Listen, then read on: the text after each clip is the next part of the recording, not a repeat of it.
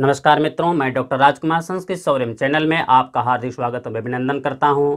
मित्रों, आज हम लोग टेस्ट पे चर्चा करेंगे। जैसा कि आप जानते हैं कि प्रत्येक रविवार को आपकी यूपी टीजीटी के पाठ्यक्रम पर आधारित हम लोग संस्कृत में 100 क्वेश्चन का टेस्ट ले रहे हैं, जिसमें से अभिज्ञान शाकुंतलम उत्तरामचरितम का टेस्ट हम लोग ले चुके हैं।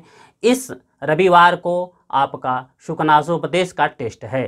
शुकनासोपदेश का टेस्ट यदि आप देना चाहते हैं तो प्ले स्टोर पर जाइए, वहाँ पे संस्कृत सौर्यम ऐप को डाउनलोड कर लीजिए। वहाँ डाउनलोड करने के बाद आप देखिएगा वहाँ पे 8 ऑप्शन दिखाई देगा। उस 8 ऑप्शन में एक ऑप्शन टेस्ट दिखाई देगा। आप वहाँ टेस्ट पे क्लिक करके आप अपने टेस्ट को देख सकते हैं। जब टेस्ट देने के बाद जैसे ही आपका 100 क्वेश्चन सबमिट करते हैं, सबमिट करने के बाद ही आपको एक आएगा विव रिजल्ट, विव स्कोर। आप विव स्कोर पे क्लिक करिएगा। विव स्कोर पे क्लिक करते ही आपको दिखाई देगा कि जो 100 क्वेश्चन किए हैं कितना क्वेश्चन आपका सही है। जो क्वेश्चन सही होगा वो ग्रीन हो जाएगा, जो क्वेश्चन गलत होगा वो रेड हो जाएगा। नीचे करंट आंसर दे करके कि सही आंसर कौन है आपको नीचे उसमें दे देगा, आप उसको आकलन कर लीजिएगा। 100 क्वेश्चन हो या 125 क्वेश्चन हो, उसमें जितना भी क्वेश्चन आपका सही रहेगा दिखाई देगा कि 125 में कितना क्वेश्चन सही है, 100 क्वेश्चन में कितना सही है, वो पूरा आपका आकलन वहाँ पे विव स्कोर पे दिखाई देगा। तो यदि आप जो बच्चे भी संस्कृत में टेस्ट देना चाहते हैं, इच्छुक हैं, वो हमारे प्ले स्टोर पे जा करके संस्कृत सौर्यम ऐप को डाउनलोड करके आप टेस्ट दे सकते हैं।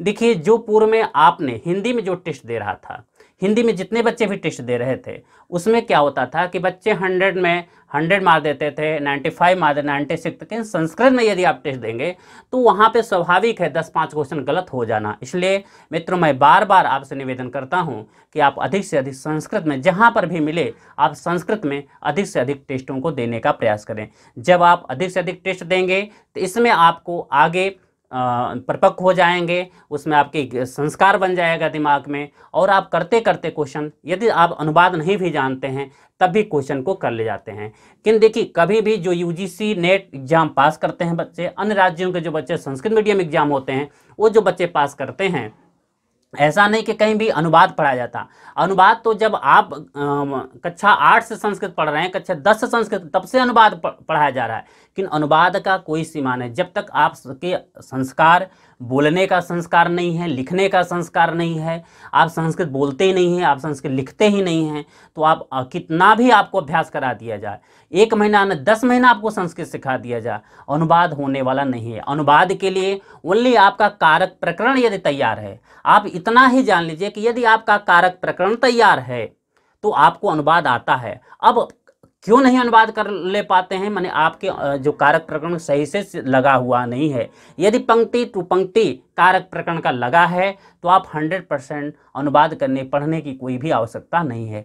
अर्थात अनुवाद आप नहीं कर पाते हैं, इसमें आप जान लीजिए कि आपका कारक प्रकरण सही नहीं है। यदि कारक प्रकरण की अच्छी तैयारी है, आपने कारक प्रकरण को अच्छे से समझा है, तब आपको अनुवाद की कोई पढ़ने की आवश्यकता नहीं है। यदि आप कारक प्रकरण आप में पकड़ नहीं है, पंक्ति टू पंक्ति नहीं लगी हुई है, आपको बोध नहीं है, तभी आपको अनुवाद पढ़ने की आवश्यकता है। नहीं तो भवतः नाम के, भवत्याः नाम के आप पूरे जिंदगी भर ही करते रह जाइएगा।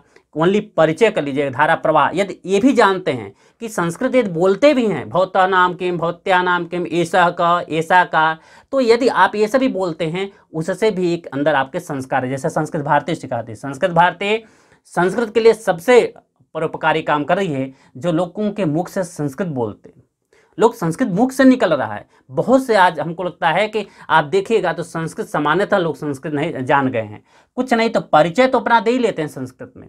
तो इतना आप जानते रहिए कि अनुवाद पढ़ने की आवश्यकता नहीं है। आप कारक प्रकरण पे अपने पकड़ बनाइए। जब कारक प्रकरण पे यदि आपकी पकड़ बन जाती है, अनुवाद आपका सही हो जाता है। जहाँ पर भी अनुवाद पढ़ाया जा रहा है वो आप अपने समय को इन्वेस्ट मत करिए, समय को आप व्यर्थ मत जाने दीजिए, वहाँ से आपको कुछ भी लाभ नहीं मिलने वाला। आप 100% यदि आप चाहते हैं कि आप अनुवाद कर लीजिए तो आप पढ़िए, देखिए अनुवाद, और आप 1 महीना भी कर लीजिएगा, 2 महीना भी अनुवाद पढ़ लीजिएगा, लेकिन आप कभी भी आपको दे दिया जाए, चल लाइन एक पैरा दे दिया जाए कि आप इसको अनुवाद कर दीजिए, आप अनुवाद नहीं कर पाएंगे। क्यों?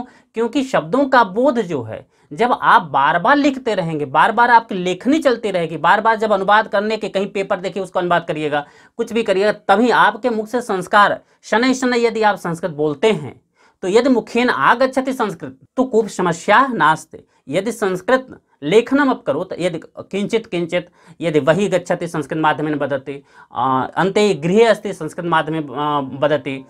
और यदि आप घर में भी बैठे हैं तो आप लिखते रहिए, थोड़ा थोड़ा ही लिखते रहिए, कुछ नहीं तो प्रश्न ही बनाते रहिए। तो इससे क्या होगा कि आपके अंदर एक परिष्कार होगा, लेखनी की परिष्कार होगी, संस्कृत लिखने का परिष्कार होगा, आपका धारा प्रवाह चलेगा।